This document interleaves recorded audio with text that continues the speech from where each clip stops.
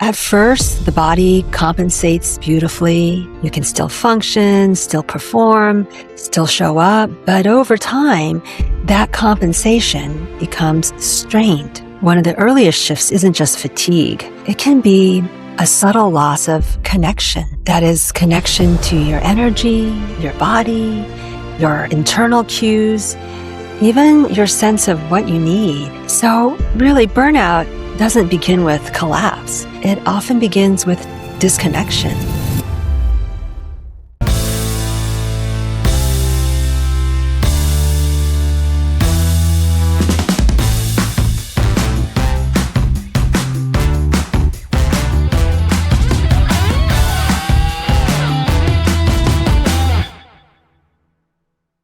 Hello, everyone, and welcome back to Medicine with Meaning. I'm Dr. Julie Taw, and I'm so glad you're here. In recent episodes, we've been exploring the different ways our bodies begin asking for change through energy shifts, hormonal changes, and even our sense of connection. Today, I want to talk about something that many people experience, but often don't recognize until it becomes overwhelming. The early signals your body gives when something is no longer sustainable. For many people, burnout doesn't happen all at once. It builds gradually through tension, fatigue, disrupted sleep, irritability, brain fog, and a quiet sense that something feels off. And yet, many of us have been taught to push through these signals instead of listening to them. So today, we're going to explore how the body communicates stress, why these signals matter, and how learning to respond earlier can change the trajectory of your health.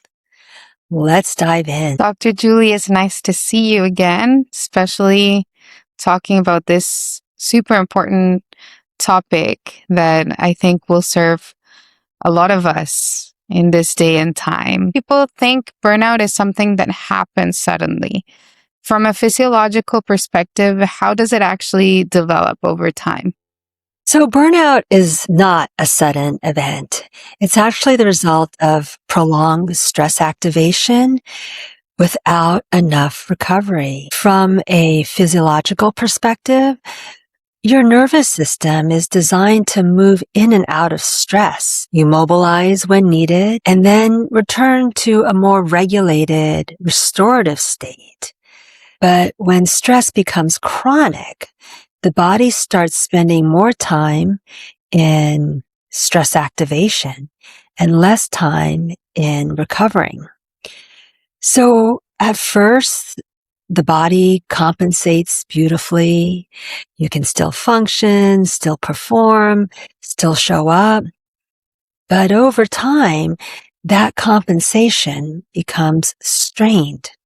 And one of the earliest shifts isn't just fatigue. It can be a subtle loss of connection. That is, connection to your energy, your body, your internal cues, even your sense of what you need. So really, burnout doesn't begin with collapse. It often begins with disconnection. And what are some of the earliest signals that the body gives when it's under sustained stress? Well, the earliest signals are often subtle and they're easy to dismiss, but they tend to fall into patterns. So you might notice energy changes, this feeling of wired but tired, or needing more effort to get through the day. There are certainly cognitive shifts. Many people complain of brain fog, less clarity, things taking longer than they used to. And emotionally, there's often less buffer. So people may feel more irritability, less patience, and feeling overwhelmed more quickly. Physically, the body may speak through muscle tension, headaches, digestive changes, and certainly disrupted sleep. And alongside all of that, there's often a much quieter signal, and it's that growing sense of disconnection, meaning you feel less present in your day, less engaged with things that used to matter. And it's kind of like you're just going through the motions. And that piece is easy to overlook, but it's often one of the most important early signals. And why do you think so many people normalize or ignore these signals instead of responding to them? Well, I think part of it is that these symptoms are so common, especially in high functioning environments. And everyone around you is tired, pushing through, staying productive. So it starts to feel normal, but there's also a deeper pattern. And I think many people learn, often in early life, that, we should override our internal cues in order to meet expectations. So over time, it's not just that we ignore the signals, we just become less connected to them. And when that happens, this disconnection starts to feel like our baseline. So instead of a signal that something in the system needs attention, we just consider it to be our norm. Yeah, absolutely. I always like to make this distinction between common and normal. And we get those words mixed up. So now it's common to feel tired, to feel overworked, and all of the things that you mentioned. But is it normal? Just because it's common doesn't mean that that's what our health should be like or how we should feel every day. Yeah, it's certainly not optimal. And was there a time in your own life when your body was giving you signals that you didn't fully recognize until later on? For sure. There are probably a few moments in my life when, certainly I was functioning well on the outside, but internally something felt increasingly off. I had less energy, definitely felt irritable. It just took more effort to get through my days. And definitely this, feeling of disconnection was present, if I were to look back. And so it was just feeling disconnected to myself, like my inner wisdom, to my body, certainly ignoring symptoms that were shouting at me. And I think what was most worrisome or bothersome was that even parts of my life that, felt meaningful, I often felt disconnected. And so at the time, I didn't fully recognize what it was. I told myself I just needed to push through, that once things settled, I would just get back to feeling like myself again.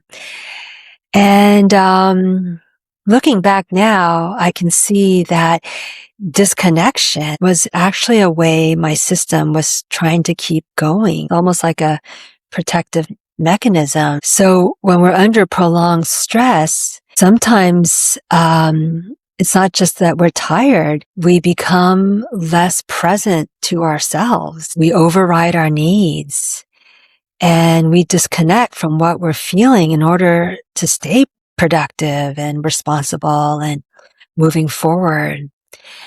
And I think so many women experience this quietly and often alone. That personal journey is part of what has given me such a strong sense of direction and purpose in the work I do now. Well, because I don't want women to feel like they have to keep pushing through while they're feeling more disconnected from themselves in the process. And a huge part of what inspired the well-being ecosystem is this idea that healing isn't just about reducing symptoms. It really is about reconnecting, that is, with our body, our needs, our rhythms, our relationships, and certainly our sense of meaning or what matters most to us. And then, of course, ultimately reconnecting with ourselves and our inner wisdom. Yeah, I guess like you mentioned, is something that you keep moving the threshold every every day. You know, it starts little by little. That disconnection doesn't happen all at once. Like you become disconnected and more until one day you just feel like, where did I go? Like like you said, it's a beautiful journey when you do come back to yourself slowly. And in your clinical work, what are the most common early warning signs you see in patients before more significant symptoms develop? Yeah, in my clinical practice, I often see patterns well before people reach what they would call burnout. So, for instance, non-restorative sleep is very common where, people are sleeping, the 7 to 8 hours, but they're not waking up feeling restored. There's often increased sensitivity to stress where things that used to feel manageable now feel more overwhelming. I see midday energy dips, more reliance on caffeine and a sense of needing to push to get through the day. And then there's something patients don't always name right away. But I often hear, especially women, say, oh, I just don't feel like myself, or I feel off, or I just feel like I'm on autopilot and I'm not as present as I used to be. So when you put all those pieces together, it tells a clear story that the system is under strain and that there's often a form of disconnection. And, I will say that all of us have the ability to know what is best for ourselves when we stop and pause and kind of take inventory. And when you're so busy, not pausing, it's like you can't tap into that inner knowing. Um, and so when you're not tapped into your inner knowing, you don't know what your needs are, or you just override them. And I think, that first step is just to pause and check in with ourselves. And Dr. Julie, is there a clinical term for burnout? Would it be the same as chronic fatigue or are they different things? I think for each person, it shows up differently. And so for many people, it's physical symptoms, right? All the ones we just listed, certainly fatigue can be due to burnout. Of course, fatigue has many other causes as well. I would say, this feeling of just not being fully present, not, feeling connected to yourself are other symptoms, as I mentioned earlier. I don't think there is a clinical diagnosis for burnout. Um, there's no what we call ICD-10 code for burnout. But I think there are a lot of diagnoses that, can be due to burnout. And, it may not be frank depression, right? But your mood is low or you're irritable. And so, maybe it's the place before, you're feeling depressed. It Hmm. may be that, it's an early cue. So there's no actual medical diagnosis in terms of like an official code that we give, but, I commonly see it. And, I think certainly it's important to be aware of it. And I do tell people, what I'm seeing, this pattern, it does look like burnout. So I give them that diagnosis, but there's no official medical diagnosis. But I guess what you mentioned is important. It's like the place before maybe depression or other stuff, right? That's right. That other things may develop after being in this place of of depletion. basically. Yeah. And how do symptoms like headaches, digestive changes, fatigue, or irritability connect back to the nervous system strain? Yeah, I love this question. So many of these symptoms trace back to one central piece, and that's the nervous system, which is just such a foundational pillar. It is like the mother root cause. And it's because the nervous system is constantly communicating with our digestive system, our immune system, our hormonal system. So when the nervous system is under sustained stress, it impacts all these downstream systems. So they show up as changes in digestion, shifts in our energy, sleep disruption, increased inflammation, and they also shape how we feel internally.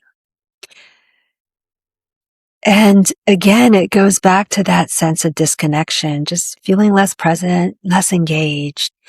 And it's often due to the fact that the nervous system is almost pulling back slightly as a way to conserve energy and protect our whole organism, our whole system. So sometimes disconnection is the nervous system's way of helping us function under this prolonged strain.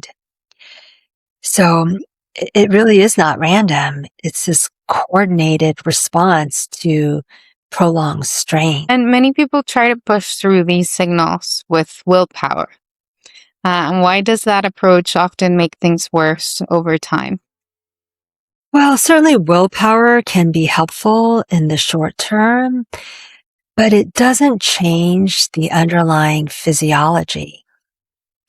So when people push through, what they're often doing is increasing output, right? Like the output of the nervous system. And then it becomes more depleted. And over time, that creates a widening gap between what your body is being asked to do and what it can sustainably support. And that's where symptoms escalate.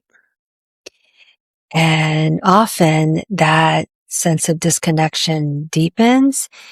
And it's because the nervous system is trying to keep going while also protecting itself from further strain. And I was thinking how, you mentioned a lot of women or people say that they don't feel like themselves. And I've heard also like, I don't recognize myself anymore.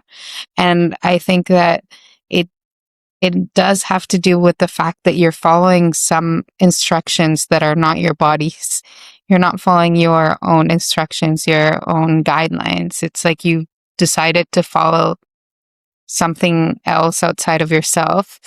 Therefore, at some point, you're like, well, who is this person that left all of her needs behind, that doesn't even know what she wants or what she needs, right? For sure, that is at play. Yeah, those external instructions are kind of interesting to think about. Where do they come from? Certainly our socialization, right? As women, depending on, which generation you belong to. And, just, the modern stressors, that we have today. It's just so much that are asked of women. And when you're not connected to your own instruction manual, you can feel like you're living a life doesn't feel like your own, or that you're not giving your body mind what it needs to feel good and function in the way that feels aligned with your intuition or what your body needs. And I think that disconnect it certainly initially feels kind of uncomfortable when you notice it, but then sometimes you just stop noticing it. It's like Mm. you kind of quiet the disconnection, or you kind of ignore it because perhaps you don't want to look at it even. It is a signal, just like we've always been talking about. Different physical symptoms are often signals from our body saying, okay, come pay attention to these digestive symptoms. We need to make some changes here. And I think it's easier to listen to digestive symptoms, right? Or, commonly neck pain and muscle tension. Those are kind of, clear signals. But I think this signal of disconnection, it's so subtle and so easy to override. And perhaps we don't even want to address it. Why are we so disconnected from ourselves? And it does take some courage to look at it, understand it, and find your way home. Mm. And I think that's one of the things I love about my work is, while my own journey has been so helpful, just getting to a place where I was very disconnected and finding my way back, I've learned so much about myself and what I need. And in that journey, it has helped me just bring more compassion to other women and to help them along their journey home. If you would, I know that sounds kind of, metaphorical, but there's also a very practical side to it that I help women as their doctor. Just listen in and then, take action steps to meet the needs of their body.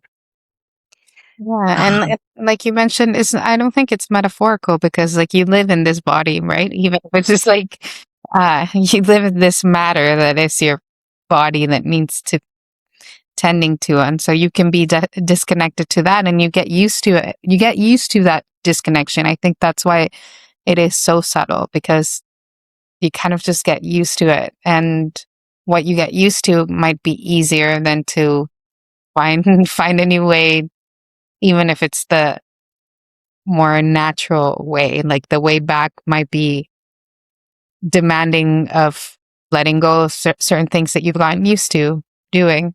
And well, I've heard you before say we're human beings and not human doings, and that came. That came to my mind right now just because I think that even by being beings, we're human beings, but sometimes we have this idea of who we should be, and we kind of follow this model. We do, yeah. yeah, well, I just wanted to add, yeah, I think that, so many women put so much pressure Mm. on ourselves, and there are such high expectations. I would say, especially for Gen X women, I think we were kind of taught that we can have it all and do it with ease and you know um, and I think that is kind of a myth. And I think a lot of, Gen X women are realizing that it is hard to manage both career and family, and that's, something has to give. And, unfortunately, sometimes it's our own body. But yeah, I think that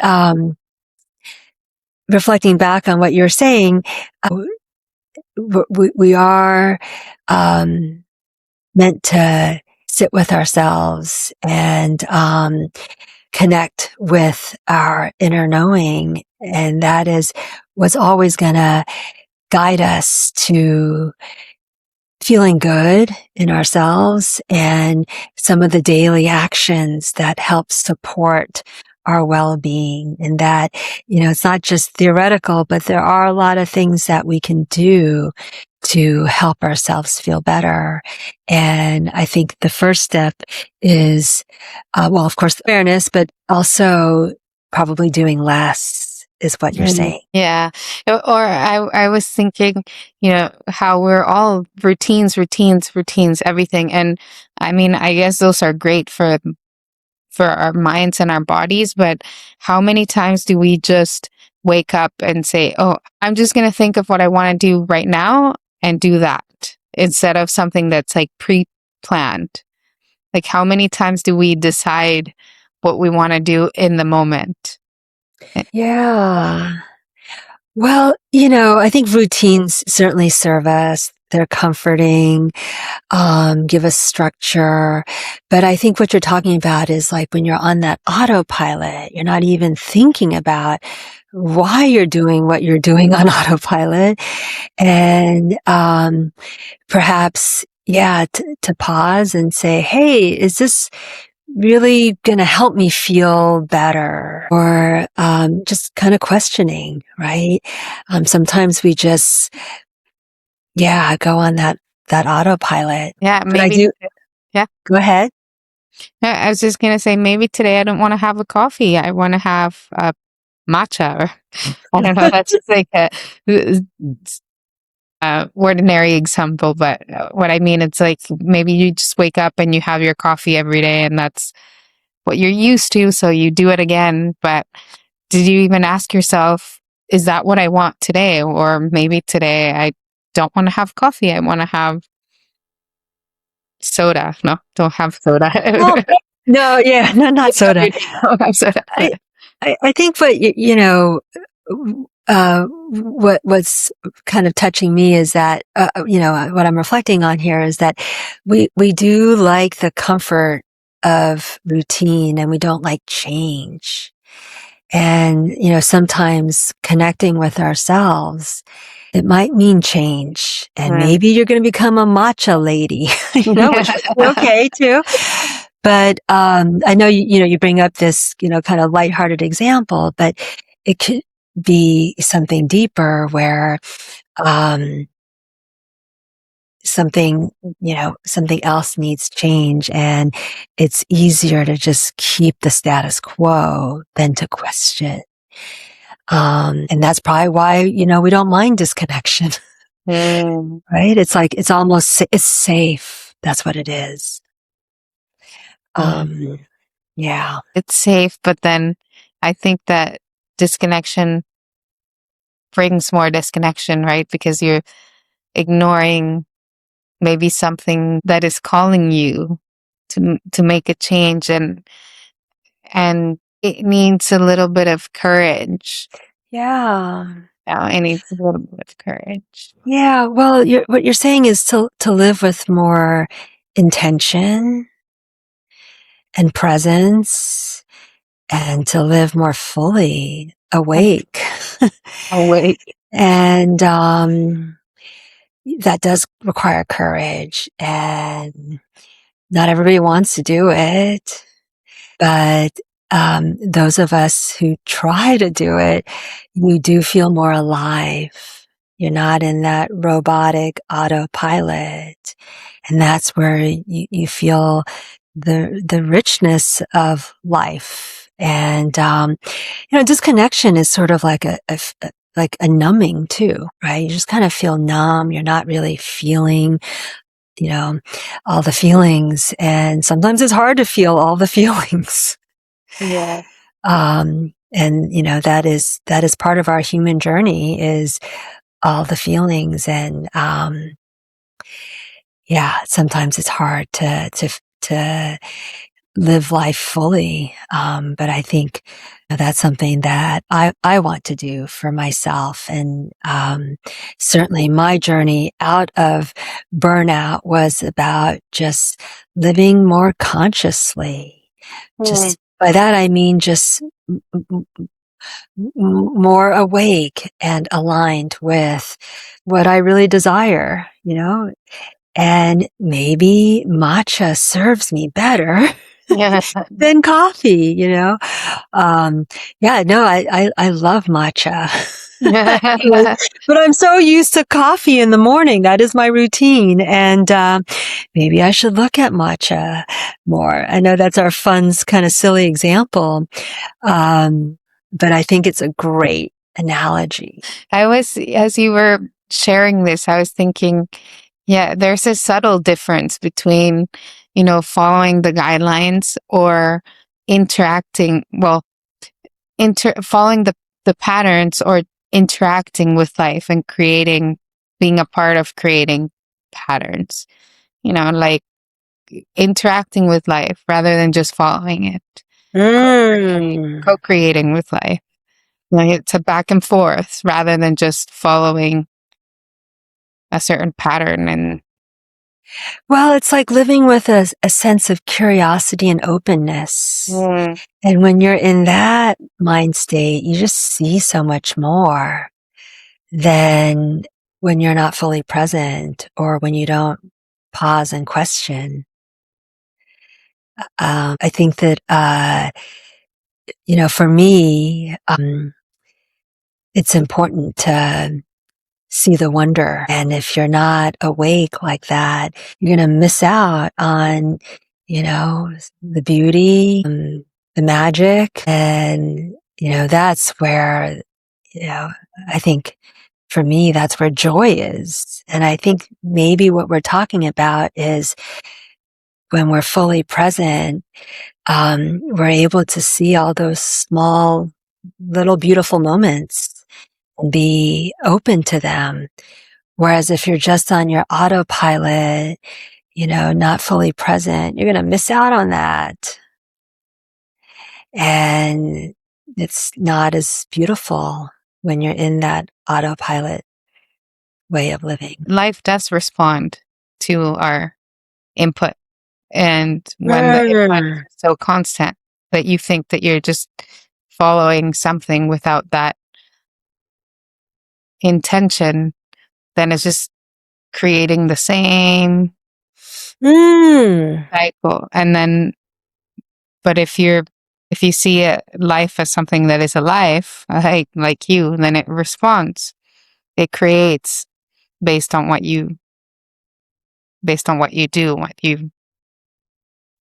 like there's a response from life. And I Yeah, think that we forget that. yeah, like life is interactive.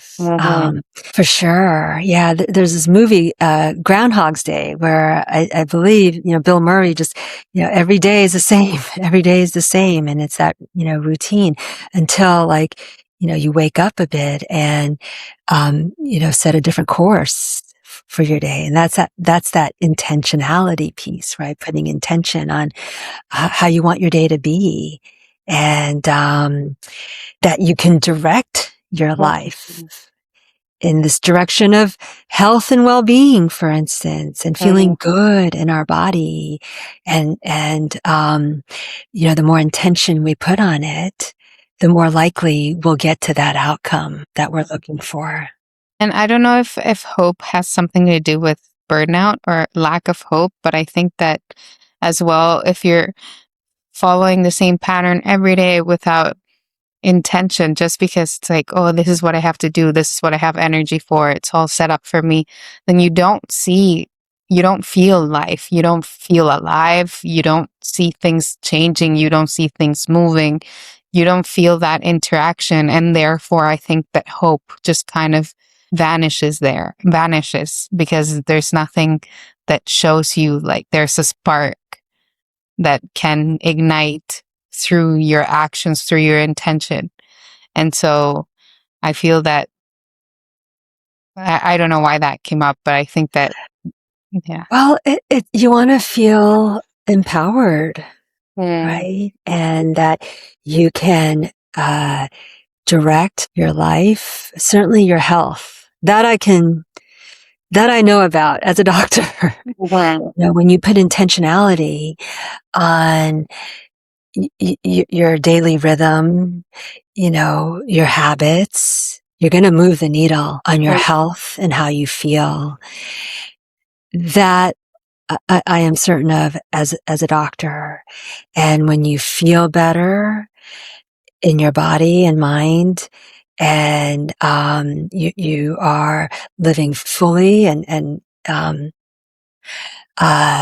consciously, you're going to be able to do more things in your life, right? And when you have your health, that is so key to doing anything in life, right? I always love to say health is wealth. Mm-hmm. And that is sort of the foundation of how we go about our lives, right? Achieving the things we want for ourselves, whether it's our relationships or our career. It is so important to feel good in our body. And that allows us to do all the things that we want for ourselves and show up the way we want, certainly for our family, our friends, coworkers, etc., our community. So yeah, deviated a little bit from burnout, but I think it all matters and it's all part of the same story. And now that you bring that up, that it all matters, how, we talk about the ecosystem of health, and I think that's why it all matters, because you know different parts of our life affect other aspects, and that's how our whole, the well-being ecosystem that you call it, right, um thrives. So Yeah. how do these early stress signals that happen before burnout reflect strain across the multiple systems in our life, not just one area? Yeah. Well, when we look through the lens of the well-being ecosystem, we see that these signals aren't coming from just one place. They reflect strain across multiple interconnected systems. Your nervous system, your biology, your hormones, your gut health, your daily rhythms, your relationships, and your sense of meaning. I think that's sort of what our earlier conversation was about, right? Living life in a fulfilling, meaningful way. And that all of this is so important for health and well-being. And so disconnection can show up in any of these areas. And you might feel disconnected from your body, your energy, your relationships, or even from what matters to you. So I think a useful question, you know, is where am I feeling disconnected? And what might that be telling me about where I need support? And so it's a reframe from, what we normally say is, what's wrong with me? Where am I failing? And I don't think those are as useful as just, trying to understand, where am I feeling disconnected? And trying to understand where in the ecosystem, you need support. And what does it look like when someone begins to respond to these signals earlier before they escalate into burnout? So when someone starts responding to these signals earlier, the first shift is often a return of connection. They may feel a little more present in their day, a little more aware of their needs, a little more engaged with, what's around them. And alongside that, energy may become more consistent, sleep improves, and there's more emotional steadiness. And remember, it's not about doing everything perfectly. It's about supporting the system early enough that it can stabilize. And from there, things begin to feel more like you again. And I would say, for myself, having experienced burnout, um, noticing these signals earlier has been just a big game changer for me. Where, there are times where I still have stress, lots of stress, where I feel overwhelmed. In fact, just last week was an example. But what has shifted for me is noticing earlier so that I don't stay stuck there and that I check in with myself and um, give myself what I need before it becomes super chronic. And last week it was just, going into Central Park for a walk, just a 30-minute walk. And that was so helpful for me to just calm my nervous system, reconnect with myself and just understand, hey, what do I need to support myself better? And that was really helpful. So I catch myself before I start spiraling down and getting stuck. And so the key is just catching ourselves before things escalate and noticing those early signals, noticing, if there is disconnection. And for someone listening today who's starting to notice these patterns, what is one small way they can begin responding differently this week? If you're noticing some of these patterns, I'd invite you to keep it very simple. That's sort of my style, right? Mm-hmm. Identify one signal your body has been giving you, and just one, okay? Pick one. So maybe it's fatigue. Maybe it's irritability. We don't think of that as a symptom, but it is a signal.